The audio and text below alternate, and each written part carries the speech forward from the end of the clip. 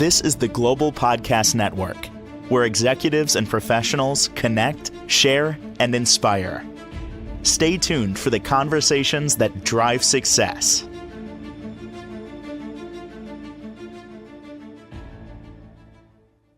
He is somebody that helps alleviate financial stress and get you on the road to financial freedom, actually restoring the balance in your financial situation. Before we do any of that, we really need to know what we're working with, i.e., your net worth. If I ask you that question, would you be able to answer it? What comprises one's net worth and more? RMT Financial Coaching is who he is specifically. Richard Toral back with us on the program. How are you doing today? Hey, Steve, thanks. Just beating a cold. Man, it's like everybody, a lot of people are dealing with it, especially in the Northeast. Like something is going around, and it's frustrating because it's getting warmer out here. So, and we're both not far from each other, maybe an hour away, not even. So you want to get outside and enjoy the weather, but then you have a cold or a fever, or whatever it might be. I hope you feel better fast with that. Thanks. You know, it's funny. We've all done this before. You Google a celebrity and you add the words net worth to it. Just, what do they got going on there? How much? Whether it's accurate or not, jury's out on that. What actually comprises somebody's net worth? So net worth is basically everything you own on one side, and then you subtract everything you owe on the other side. And the difference of those two quantities, that is your net worth. So if the more you owe, then your net worth might be negative, and that's not necessarily a bad thing. It's just that's the situation where you're in. And then if your quantity is positive, that means you have more than what you owe. And when we say net worth, let's look at some of those things, those assets. That's your house, maybe if you own your car and things like that. Right. So basically all the cash on hand that you have, your savings, your investments, your 401ks, your IRAs, the value of your home is included as an asset. The value of your car that you own is included as an asset. What else can be an asset? If you own an apartment, so anything that you own, basically.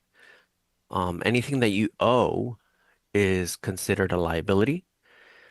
So if your creditors, all your credit card debt, so your mortgage loan is on this side because you owe that. Your car loan is also on your liability side. That's what you owe. The sum of all your credit card debts, your medical debt, your bankruptcy, like all the other things that you would owe to anyone. That includes utilities, whatever you're constantly revolving as a payment. Now, let's say you pay rent and you know what that amount is. Let's say, your rent is, I don't know, $48,000 a year.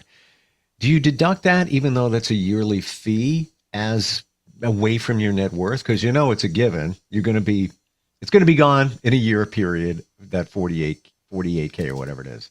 Well, that doesn't really come into factor for net worth. That's just counting as an expense because you're not really owning that asset. If you're renting an apartment, so it's not part of that calculation so if you would own the apartment and you would collect rent, that would be an asset plus the income is still on the side, and it can add to your net worth because it's coming in as income. But the expense doesn't really, if you're only renting, so you're paying rent, that's just it's counting as an expense. So it could be a liability. So I mean, we look at it more in terms of like home owning. So if you're a homeowner, the total value of your house, if your house is worth $500,000, then you're up $500,000. But then your mortgage loan is maybe now $250,000 because you've paid it down for quite a while. So then the difference is 200, another 250. So your net worth is 250. You still have that other 250 left to pay off. So it comes, yeah, it's hard. It's a little tricky because it's Yeah, not part of it's an expense that you're incurring every month, but it's not really something that like you're owning or owing on a creditor side. right. Just another bill, I guess, Yeah. but I guess in that year, let's say you have $1 million. Technically at the end of that year, you're going to minus the 48K for the rent. Of course, you made money, I'm assuming. You have a job, whatever it might be. Maybe, you added to that. But um, is the net worth truly a moving target? Yes. It's always moving, it's fluctuating. It's never a set dollar amount. And that's because you're revolving your liabilities, your expenses. So yeah, your rent is included in that if you're taking cash out to pay that, so you're reducing your assets to pay rent. So it's fluctuating every month, every day, depending how often you track it.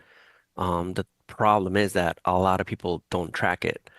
A lot of people don't even know what their worth is, and some other people are afraid to find out what their net worth is. But yeah, it's always moving, and that tells you where you are at that point. So if you're using, budgeting to keep on track, the net worth also shows you if you're going in the correct direction. If if you're increasing your assets, or increasing your net worth, then you're going in the right direction. If you're decreasing your net worth, then you know there's something wrong. Hmm. Let's talk about increasing your net worth. What are some things that we can do? Maybe simple things that are obvious that we might not even think of. Yeah, the most, I won't say simple. Um, I think the one of the things in most of our control is probably to pay off our debt. Because if you really sit down to write everything, and you can do this once a month if you don't have an app. I have a budget app.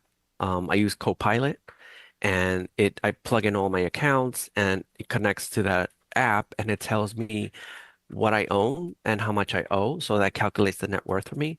But so you can do this on pen and paper. You could do it once a month. So on the app, it's convenient because you could check it every day. I mean, not to be obsessive about it, but you have that capability of checking it every day or monitoring it. But you should do it once a month.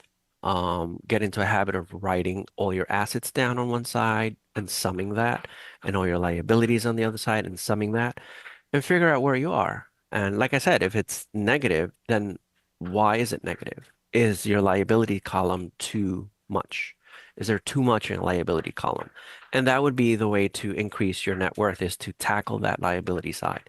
So if you have $30,000 of credit card debt and your net worth is negative $25,000, it's probably that. That's probably the issue. So paying off your credit card debt, not having any of that rolling over every month is going to help your net worth. So I just realized, I guess that, I had to pay the piper, but in one credit card account, and it's a business account, I wasn't being charged interest for a long time. Win for me.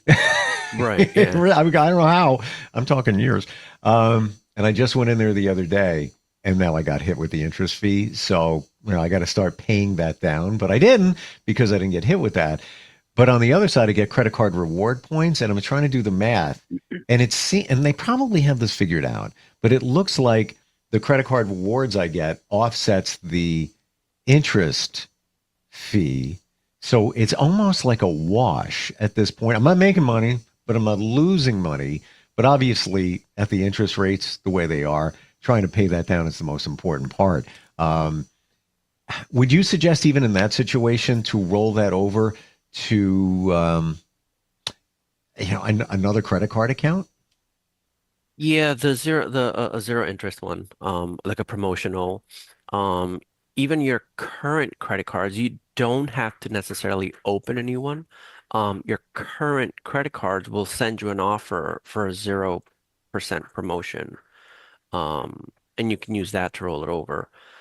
The other option is, yeah, to open a new credit card, and then that they will offer you an introductory 0% rate for a fixed amount of, time, and then you can transfer over that balance. Um, and just know that you will pay an upfront fee to have that balance transferred over, but then you have the 12 or 24 months to pay it off without interest. So I know it may be rhetorical, but let's further define when it's 0% interest promotion on a credit card. What exactly does that mean? So that exactly means that they will not charge you any interest for that entire period of the promotional time. So if their promotion is 0% interest for 24 months, that means that you can use your credit card for 24 months. And, you know, I mean, I don't do this, but if you don't pay off the full statement balance, so you're rolling over a balance, you won't be charged any interest. And that's for 24 months. So you can either transfer over like a balance from another credit card that's charging you interest and transfer it over. So in 24 months, you will not pay interest. But by the month 24, you have to have paid off the full amount that you transferred. Otherwise, they will go back to day one and charge you interest for the balance that's left over. Ooh. Would you say if the period is over, you're now being charged interest, as I guess I am in my situation, that it would make sense to call a credit card company and say, so here we are. I'm getting charged interest. I'm going to bounce to another card and pull the money out of this account. I'm not going to close the account, as you said in the previous podcast. Leave it open, just so it's active with, $10 charge every month, subscription, whatever it is. But tell them, yeah, I'll move everything over. I'm not going to use this card really anymore. Do you have anything going on right now? 0% that I can stay longer. Does that make sense? Yeah, I mean, you can that's shopping around. And you could do that with insurance, your car insurance, your homeowner's insurance. You can do that with that too. It's like, okay, I want to go somewhere else. And you can ask them first, and they might say, okay, I have this other promotion, and they might want to keep your business before you go somewhere else. Or yeah, go somewhere else and then just transfer. I mean, you could still transfer your money over again, but you're going to pay another fee to transfer that again. So interesting. With shopping around, I've been doing that with car insurance. I know you're in the state of New York as well. Oh my gosh, it has jacked up insane. And maybe, around the country, possibly too. Side note, I was told it's because there's so many more accidents right now because of things like CBD and THC. And that came from a 15-year agency owner. Said, yeah, look, when you're driving, take a look around. This is what's going on. I am shopping around. It's kind of interesting, but Yeah. my layman's advice there, you got to make sure that it's apples to apples that you're comparing, because a lot of insurance companies will try to add this, add that, take that away, but it's not really the same coverage that you have. At the moment, I haven't found anybody lower. I really thought I was going to, but I guess that journey continues. I know we're pivoting over here, but it so pays to shop around and even name your price sometimes, doesn't it? Do you do that on a fairly regular basis? We do that with cable. Yes. We've done that with the cable companies. We've done that with the car insurance. I have friends that do that with their home insurance, homeowners insurance. Um, and yeah, I mean, it's some of them will want to keep you, so they'll give you the offer anyway, a discount or something before you leave. Um, Mm. and yeah, but it's not uncommon. And when your budget is tight and you know you have to squeeze out a few dollars, that's one of the Mm. things to do. You can find an extra $400 or $500 just by shopping around, Yep. getting reduced, lower rates somewhere else. It's so true. And I don't like doing it. It's almost as if you have to negotiate with them. I'm transparent. Sirius XM satellite. I really, it's okay to have. I don't have to have it when it's at the right price. And the same game, everybody plays. They lower your rate after a year. It jumps up. They're hoping that you don't catch it. So I put it on my calendar. So I call them before it pops up. But I will, to their credit, they now have it automated where, they'll give you our rate is 25. This is true. 25.99. Will you accept that rate? No, I won't. Again, it's all AI. All right, we have a promotion, 14.99. Are you good with that? No, that's not good enough. Then they said, well, what do you want to pay? So I said, 4.99, $4.99 a month. They came back. We can do $6.06, 606. Will you accept Oh, that? wow. I didn't accept that. So they so well wait, we'll get somebody on the phone, see if we can help you out with that. For the $2 a month, I didn't want to wait, so I took the $6.06. That came from 25.99. So it's Wow. easier. You don't have to deal with, and with cable, I found this that you need to many times um, cancel, and then they put you over to the retention department, and you got to play the game. It's like an hour on the phone, but you save a lot of money though. Once you invest Right. the time. Yeah. Time is money, but to your point, you could save quite a bit of money every year. It all adds up if you put the effort into it. I think it's worth it. I really do. You know. No, it is. It is. So net worth. What else can you tell us about it? Calculating it, all of that. Don't be scared. I know a lot of people are afraid to find out what that number is. Mm, And there's no magic number. It's just they're just coordinates, right? So, the whole GPS thing of your financial journey, they're just coordinates to let you know where you are. So, like I said, if you have a negative net worth, that's not bad. It just needs more work. And like you said, you have to put work into it. So, what can you do? Pay off that debt, pay down the high interest debt. That's what's dragging you, even, it's taking longer to pay off. mm, Um, and yeah, once you get into the green, that's the exciting part. I know I started tracking my net worth when I had student loan debt, I had credit card debt, and I was in the red, and you can slowly see the red number getting smaller. And that's exciting. It's like, okay, I used to have a net worth of negative 40, let's say, and now it's negative 20. And you're like, yes, it's exciting. Like I'm getting closer to zero, and once you pass that threshold and you start adding and building and it's positive and green, it gets exciting. And you're like, okay, I'm heading in the right direction. Does the net worth include salary? I'm thinking not, because that's a projected amount and not a fixed amount, that you've saved or invested. No, so net worth is kind of like a cash position. So yes and no. So yes, it includes your salary, but when you get paid. So in other words, when that cash hits your account, your bank account, that's when your net worth is being affected.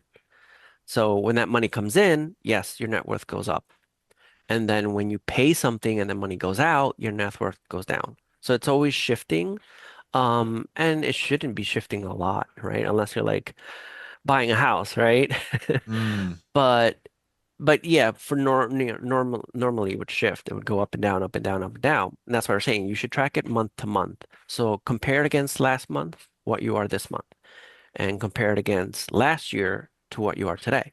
And that's how you can track if you're going in the right direction. How often should you calculate your net worth? Once a month at least. Wow. Okay. Um, if you don't want to do it every month, I would quarterly. Quarterly is a good time. Mm. So just to recap here, student loans are included in your net worth because that would be technically a liability. Yep, that's a debt. Yep. It's a debt. Okay. And cars, they Car depreciate, but they should be included if you own them. Right. Cars are both. So it's like Mm. the house. So you add the value of the car to your asset column and you add the loan left to pay off on the debt on the liability side. Oof. What are we missing? Anything we didn't hit upon today with net worth? Um, no, I don't. I'm not sure.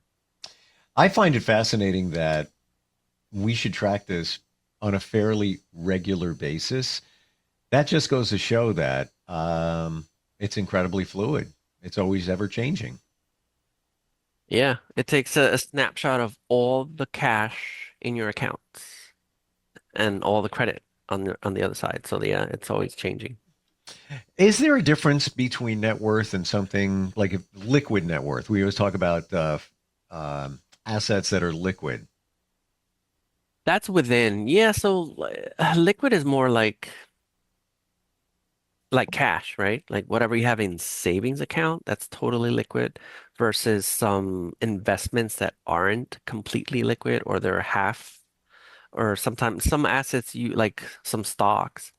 There are some stocks that you have to wait after you sell them before they become liquid. So it's like, yeah, it's a matter of like, do I have it in a CD, which is going to take me a bit of time for that to be fully liquid, Hmm. or do I have it fully accessible, like in a savings account or my checking account where it's fully liquid? So you mentioned before a an app that you use. We never really got deeper into this, but can you share with us some of the things that you like to use that work well for you? I mean, I hear, to track things like your net worth, you can use there's finance apps. I think there's one called Mint, and there's a bunch of them out there. What do you prefer for all of not just net worth, but everything financially connected? I think Mint. I think Mint is not. Yeah, I don't think they're available anymore. Um, I just heard about it. I don't is know. that the one from Intuit? I'm not I'm not 100% sure. sure. I Because was I think just I on. used to It's use them. funny. I was just on QuickBooks before. Oh, Wow. yeah, I think they discontinued that one. Hmm. A lot of people had to go to like Credit Karma. They had to go to like other apps that were free. Um, like there's some like Empower. Empower is like an investment company. They're more focused on investments, but they have a budgeting app side. Um, it's not they don't keep up with that too well. So like I said, they're more focused on the investment side. Fidelity, if you have like a Fidelity account, you can use their budgeting side to connect your accounts, and then once your accounts are connected, then it'll give you your net worth. I use Copilot. I do pay for it. It's a monthly subscription.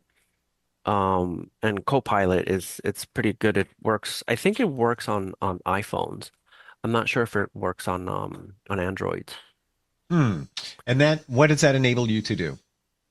So you connect your account. So okay, so you log into Copilot and you connect your my Capital One account. So it'll ask me to log into my Capital One via the Copilot. And it'll see all my cash accounts. Then I'll connect my investment accounts. I'll connect all my credit cards.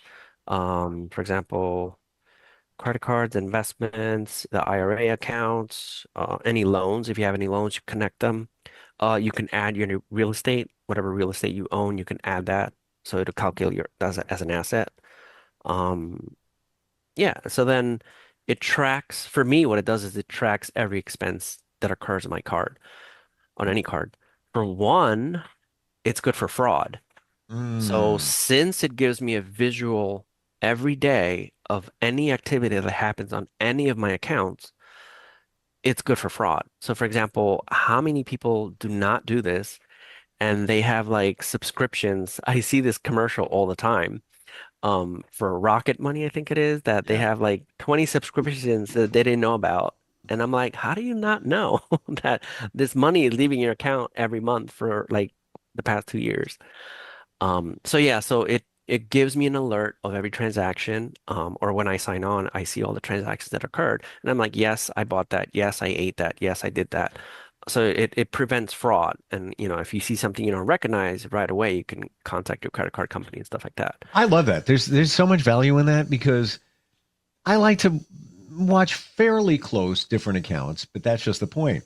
I got to log into this one. I got to log into that one. I got to log into that one. Where it sounds like this puts it all in one spot. And on the subscriptions, I keep forgetting there's one I have floating out there. I think it's like $12 a month.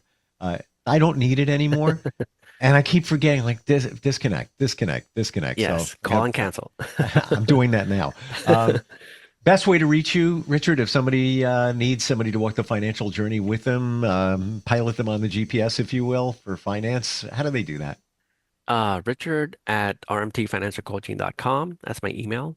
And my link tree is / RMT Financial Coaching.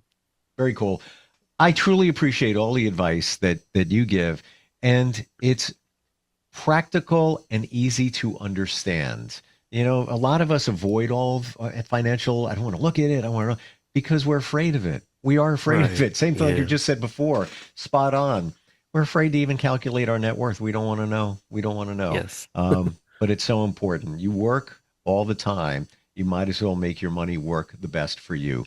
Appreciate it again. Thank you so much for being here today. Feel Thank better you. too, Thank by you. the way. Thanks.